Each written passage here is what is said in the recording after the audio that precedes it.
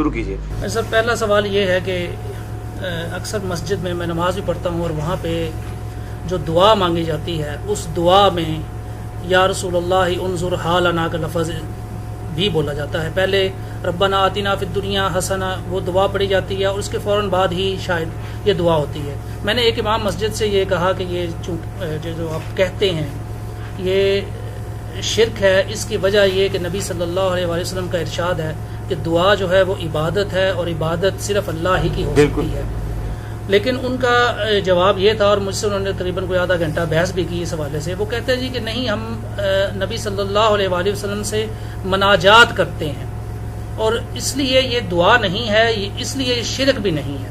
تو اس حوالے سے یہ آپ سے یہ پوچھنا تھا کہ یہ جو مناجات ہے یہ کیا چیز ہے؟ یہ مناجات تو پہلے ان سے آپ یہ سوال کرتے, وہ دعا صرف اللہ ہی سے. ایک مجھے ریسرچ پیپر دے دیجیے آپ. یہ جو مناجات کا ان کا کانسیپٹ ہے, وہ مناجات کیا کہتے ہیں, اس سے کیا مراد وہ لے رہے ہوتے ہیں؟ مناجات سر جو میں نے حدیث میں پڑھا ہے اس میں تو دعا ہی ہے. دعا ہی ہے نا, وہی تو میں کہہ رہا ہوں. جی آپ جو ہے وہ نام کچھ بھی رکھتے ہیں, مسئلہ یہ ہے کہ مناجات جو ہے وہ دعا ہی کو تو مناجات کہا جاتا ہے. تو ان کو یہ بات اصل میں سمجھائیں. اس حوالے سے میں نے ایک ریسرچ پیپر لکھا ہے, یہ فرحان بھائی ذرا دکھا دیجیے گا ویڈیو میں بھی. یہ میرا ریسرچ پیپر ہے دعا صرف اللہ ہی سے. الحمدللہ یہ ہزاروں لوگوں کی عقیدہ توحید کے حوالے سے اصلاح کا سبب بنا ہے. اور اسی پہ میرا ایک لیکچر بھی ہے, مسئلہ نمبر 3, دعا صرف اللہ ہی سے. اور اس حوالے سے جتنے یہ دھوکے دیتے ہیں, ان کے اشکالات ہیں کہ جی ہم یہ توسل کے طور پہ کر رہے ہوتے ہیں اور ہم وسیلہ مان رہے ہوتے ہیں اور یہ مستقل بذات غیر مستقل بذات, اور اس قسم کی جتنی وہ تفریقات کرتے ہیں وہ سارے وسوسے میں نے الحمدللہ اس میں سیٹل کیے ہیں.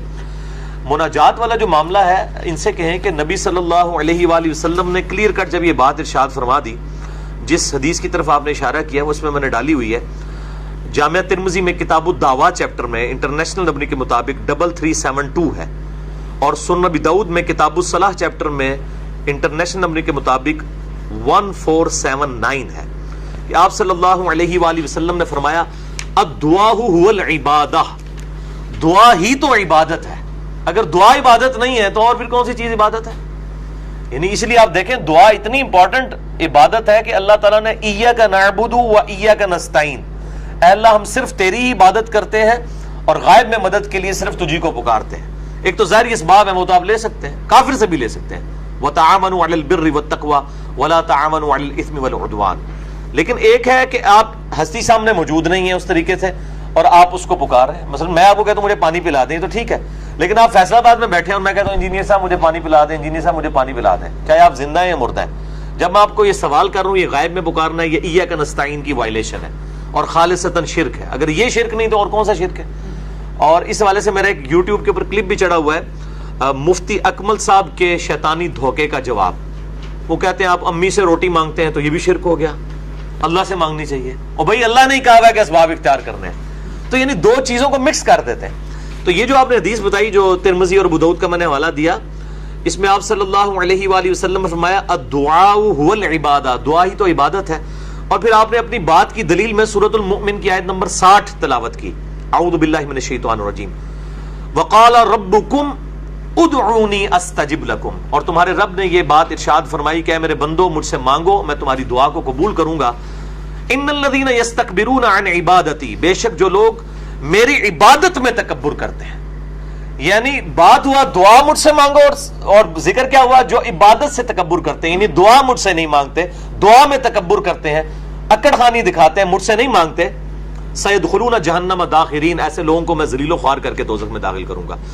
دنیا کے بادشاہ دنیا کے امراء سے مانگا جائے تو وہ ناراض ہوتے ہیں, اللہ کہتا ہے مجھ سے نہیں مانگو گے میں ذلیل و خوار کر کے دوزخ میں داخل کروں گا. تو اس آیت کو آپ صلی اللہ علیہ وآلہ وسلم نے سورہ المؤمن کی آیت ہے, اور آپ صلی اللہ علیہ وآلہ وسلم نے اپنی بات کے ثبوت میں یہ آیت پڑھی. اس سے آپ نے کلیئر کٹ بتا دیا کہ دعا عبادت ہے اور پکارنا, اور وہ بھی غائب میں مدد کے لیے پکارنا. ایک ویسے پکارنا ہے اگر کوئی مطلب جو مناجات اگر اس حوالے سے کوئی کر رہا ہے کہ آپ صلی اللہ علیہ وآلہ وسلم سے اپنی محبت کا اظہار کر رہا ہے نعتیہ اشعار کے اندر, جس میں آپ کو پکارنا نہ ہو مدد کے لیے, استغاثہ نہ کر رہا ہو, صرف محبت کا اظہار کر رہا ہو. یعنی کوئی کہتا ہے جی لبیک یا رسول اللہ, اس حوالے سے کہ یا رسول اللہ صلی اللہ علیہ وسلم آپ کے مخالفین کے مقابلے پہ میں آپ کا غلام حاضر ہوں، آپ کی طرف سے دفاع کروں گا. اور نبی صلی اللہ علیہ وآلہ وسلم سے اپنی محبت کا اظہار اس حوالے سے کرتا ہے، اور یہ نیت نہیں کرتا کہ وہ لبیک اللہم لبیک کے مقابلے پہ ہے یا آپ کو ادھر مدد کے لیے پکار رہا ہے. صرف اپنی ایک محبت اور اظہار عقیدت ہے. تو ٹھیک ہے، ہم نماز میں بھی پڑھتے ہیں السلام علیکہ ایھا النبی، اے نبی آپ پر سلام ہو، رحمتیں ہوں، برکتیں ہوں. بخاری مسلم کی حدیث ہے، جب یہ تم پڑھو گے اللہ تعالیٰ زمین و آسمان میں ہر نیک بندے تک السلام علینا وعلی عباد اللہ الصالحین کے تحت پہنچا دے گا. اس پہ میرا ایک کلپ ہے، وہ بھی لاکھوں لوگ دیکھ چکے ہیں. یا رسول اللہ سے متعلق صحیح عقیدہ کیا ہے؟ تو یہ یا رسول اللہ انظر حالنا، نعوذ باللہ من ذالک، یہ بالکل آپ صلی اللہ علیہ وآلہ وسلم کی شان میں صراحتاً گستاخی ہے. اور صحابہ کرام علیہم رضوان نے کوئی ایسا عقیدہ نہیں دیا کہ آپ صلی اللہ علیہ وآلہ وسلم کو جب آپ سامنے موجود نہ ہو اور پکارا جائے. ایک ہے آپ سامنے موجود ہے تو ہم اپنے سارے مسئلے آپ کے پاس لے کے جائیں گے. تو بخاری مسلم میں کتنی حدیثیں ہیں. بارش نہیں ہوتی تھی، صحابہ دعا کرواتے تھے. اس طریقے کسی کی پنڈلی ٹوٹ گئی ہے وہ لے کے آیا ہے، کسی کی آنکھ نکل گئی ہے وہ حاضر ہو گیا ہے. تو وہ تو آپ صلی اللہ علیہ وسلم سامنے موجود ہوں تو ہم آج بھی انہی کے پاس جائیں گے. وہ تو وسیلہ اور توسل ہے ظاہر اس بات. لیکن یہ کہیں صحیح سند سے ثابت نہیں ہے کہ آپ صلی اللہ علیہ وآلہ وسلم کی قبر مبارک پہ جا کے کسی نے کہا ہو کہ یا رسول اللہ ہم دنیا میں بھی آپ سے دعا کرواتے تھے، تو اب آپ سے استغاثہ کرنے ہیں تو آپ اللہ کے حضور دعا کریں تو بارش نازل ہو جائے. اس حوالے سے ایک وہ المصنف ابن ابی شیبہ سے پیش کرتے ہیں، اس میں آمش مدلس ہے اور ان سے روایت کر رہا ہے. وسیلہ اور توسل پہ میرا مسئلہ نمبر 43 موجود ہے، اس میں نے یہ ساری چیزیں ڈیٹیل کے ساتھ بتائی ہیں. بہرحال اس کے بالکل اپوزٹ ڈاکٹرائن صحیح بخاری کی وہ حدیث ہے کتاب الاستسقاء چیپٹر میں 1010 نمبر کہ سیدنا عمر کہتے ہیں اللہ جب تک تیرے نبی ہم میں موجود تھے ہم ان سے دعا کروایا کرتے تھے اور ان کو وسیلہ اور توسل کے طور پہ آپ کے سامنے پیش کرتے تھے. اب آپ صلی اللہ علیہ وآلہ وسلم کی وفات کے بعد ہم آپ کے چچا عباس ابن عبد المطلب کو لے کے آئے ہیں، ان کی دعا کی برکت سے وہ بارش نازل ہو جاتی تھی قحط میں. اور یہ جو دوسری حدیث جو میں نے ایکسپلور کی ہے، میں اس کو کہتا ہوں ایک حدیث اور تین مسئلے. بخاری اور مسلم دونوں میں، صحیح بخاری میں کتاب المغازی چیپٹر میں 4086 انٹرنیشنل نمبر کے مطابق، صحیح مسلم میں کتاب الامارہ چیپٹر میں 4917. یہ اس دعا صرف اللہ ہی سے میں موجود ہے اور میرے لیکچر میں بھی، کہ کچھ اصحاب کو دھوکے سے شہید کر دیا گیا. جب ان کو کافر شہید کرنے لگے تو انہوں نے اللہ کے حضور دعا کی، اللہم بلغ عنا نبینا انا قد لقینک فرضینا عنک ورضیت عنا. اے نبی صلی اللہ علیہ وآلہ وسلم، اے اللہ ہمارے نبی صلی اللہ علیہ وآلہ وسلم کو ہمارے حال کی خبر کر دے کہ ہم تجھ سے ملنے والے ہیں اس حال میں کہ ہم تجھ سے راضی ہیں، یعنی تیرے اس دین کے اوپر راضی ہیں، یعنی ہم نے اپنے نبی کا دین نہیں چھوڑا. ہمارے نبی کو یہ خبر کر دے. اور آپ صلی اللہ علیہ وآلہ وسلم مدینہ شریف میں بیٹھے ہیں اور آپ اپنے اصحاب کو بتا رہے ہیں کہ تمہارے جو اصحاب ہیں تمہارے ساتھیوں نے مرتے وقت یہ دعا کی ہے. انہوں نے یہ نہیں کہا یا رسول اللہ دیکھ لیں ہم نے آپ کا دین نہیں چھوڑا، ٹھیک ہے، آپ کو پکارا نہیں ہے.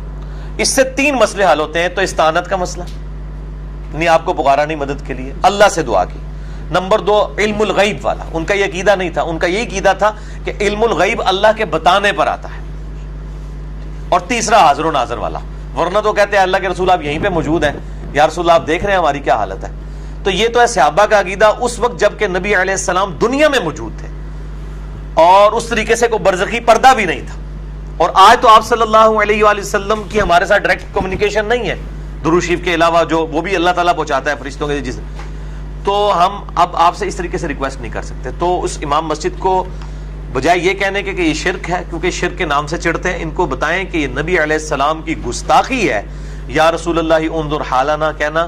اور بعض لوگوں نے اسے شیخ عبد القادر جیلانی المتوفی 561 ہجری کی طرف منسوب کیا ہوا ہے کہ یہ ان کے لکھے ہوئے اشعار ہیں. یہ بھی بالکل باطل ہے، ایسی کوئی بات نہیں ہے، اور یہ بالکل عقیدہ باطل ہے. ان کو بتائیں کہ یہ جب آپ دعا کر رہے ہیں درود شریف پڑھیں. جامعہ ترمذی میں 593 نمبر حدیث ہے، جو اللہ کا ذکر اور درود شریف کے ذریعے اللہ کی طرف متوجہ ہوتا ہے اللہ تعالیٰ اسے محروم نہیں لوٹاتا. درود شریف پڑھ کے اللہ تعالیٰ سے مانگے. تو آپ اس طریقے سے نبی صلی اللہ علیہ وآلہ وسلم کی گستاخی نہ کریں.